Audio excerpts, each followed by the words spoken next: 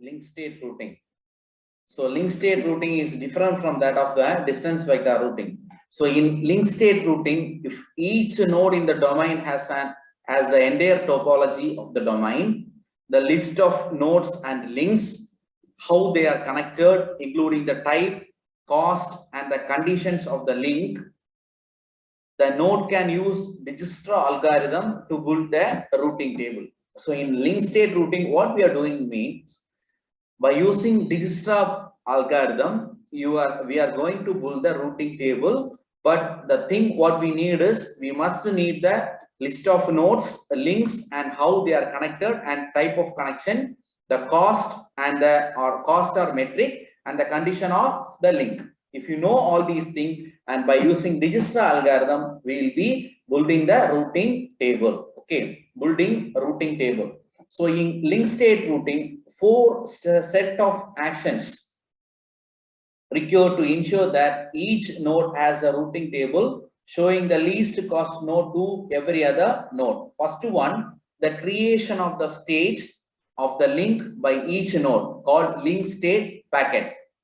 So first, what you are doing in the routing table, creation of link state packet. That is nothing but the creation of the state of the link by each node. Second one, dissemination of link state packet to every other router, called flooding, in an efficient and reliable way. Third one is formation of shortest path tree for each node. And the fourth one is calculation of routing table based on shortest path. So what are the things we are doing in this routing table, building a routing table? First, we are creating the states of the link of each node. That is called link state packet. After that, we are disseminating the link state packets to every other router by flooding. Third one, formation of a shortest path tree for each node. Then what we are doing is calculation of routing table based on the shortest path tree.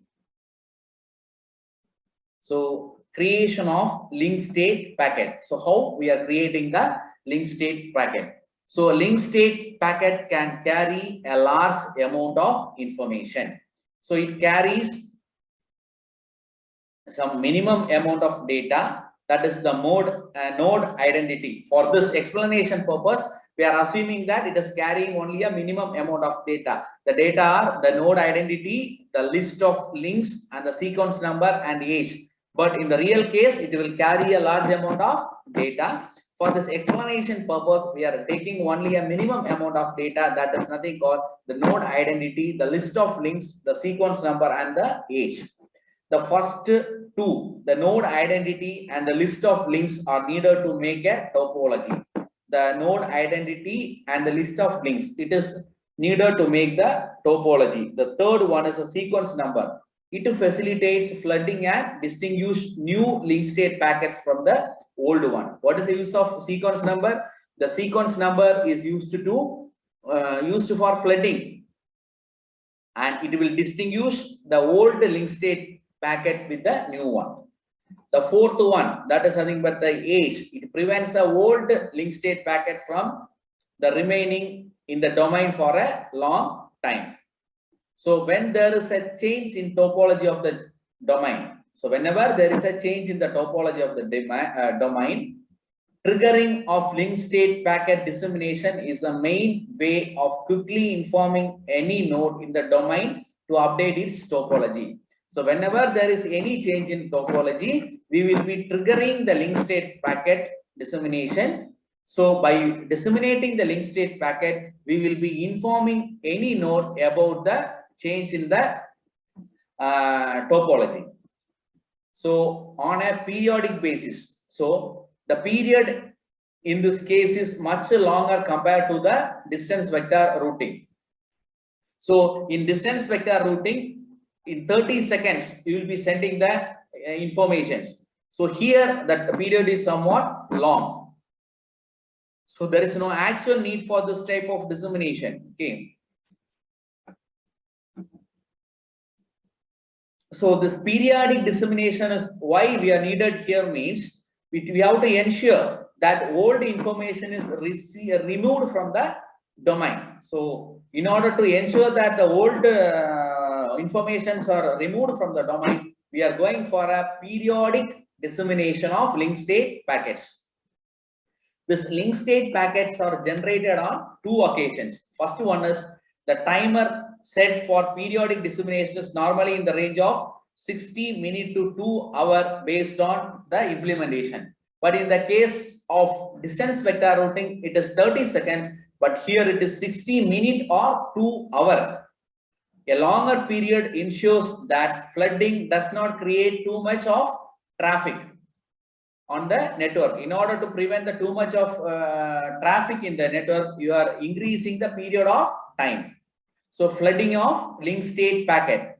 After a node has prepared a link state packet, it must be disseminated to all other nodes, not only its neighbors. The process is called flooding and based on the following. The creating nodes send a copy of link state packet out of each interface. The node that receives a link state packet compares it with the copy it may have already. If the newly arrived link state packet is older than one it has, it discards the link state packet. So if it is a newer one, the node will discard the old one and it will keep the new one.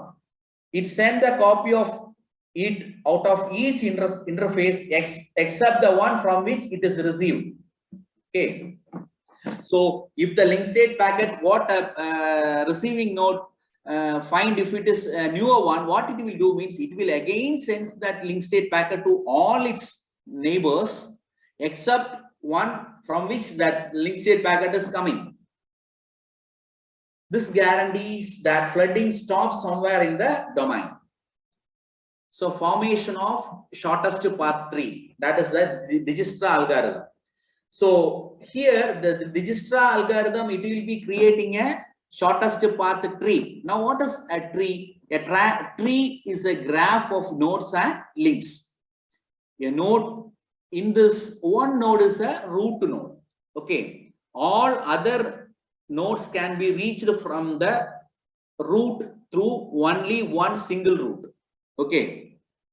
So actually it is forming a Dijkstra algorithm is forming a shortest path tree, and tree is nothing but it is a graph of nodes and links, and here one of the node is a root node and all other nodes can be reached from this root through one single route. A shortest path tree is a tree in which the path between the root and every other node is the shortest. Dijkstra algorithm creates a shortest path tree from a graph. The algorithm divides a node into two sets. One is a permanent node, another one is a tentative node. So there are two types of node. One is a permanent node, another one is a tentative node. It finds the neighbors of a current node and make them tentative. Examine them. If they can pass, if the particular neighbor is passing the criteria, then it will make permanent. Okay, so what the algorithm will do, it finds a neighbor of a current node, then make it as a tentative one.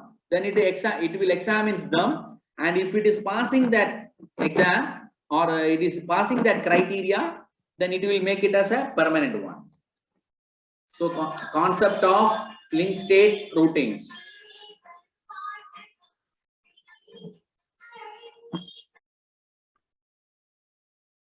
So first we are going to see the link state routing. So here the shortest path tree is formed by using Dijkstra algorithm. So this is here you are having 5 nodes A, B, C, D and E, and we are having the distance between each node. Now the first step in forming the shortest path tree is first we are taking one node as root node. Here first I am taking A as a new root node, and then I am making this A as a tentative one. What I am doing, I am making A as a tentative one, and then I am adding the neighbors of A. What are the neighbors of A? D, C and B. This B, C and D are made as tentative. Then depending upon the shortest distance, I am making each one permanent. So first I am making here the 2 is the shortest value. So first I am making C as permanent.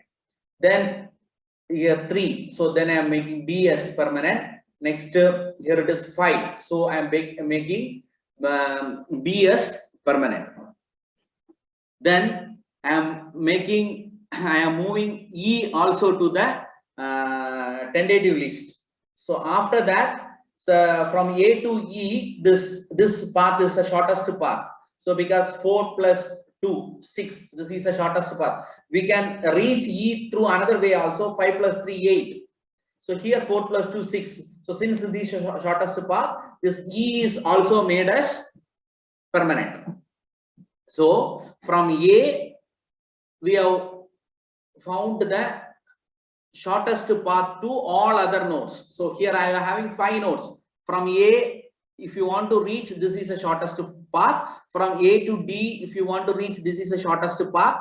From A to C, if you want to reach, this is the shortest path. Similarly, from A to E, this is the shortest path. Similarly, for each node, by using Dijkstra algorithm, we will be finding the shortest path. So this is a Dijkstra algorithm. First, what we will be doing means, first we will be setting one node as a local node and we will be moving it to the tentative list. Then we will be going for a condition. So we are checking whether the tentative list is empty or not. If the tentative list is empty, we will be stopping the process.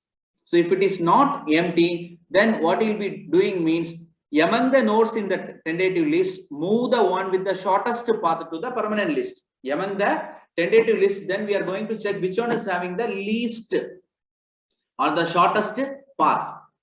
So for that particular thing, we will be moving it for the permanent list.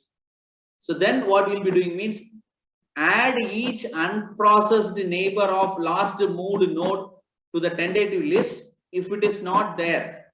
So next what we have to do means, we have to add each the unprocessed neighbor of last moved node to the tentative list if they are not already there. So if the neighbor is in the tentative list with a larger cumulative cost, replace it with the newer one. So this process will be repeated until the tentative list become empty. So this is nothing called the Dijkstra algorithm. So this link state routing is working on this Dijkstra algorithm.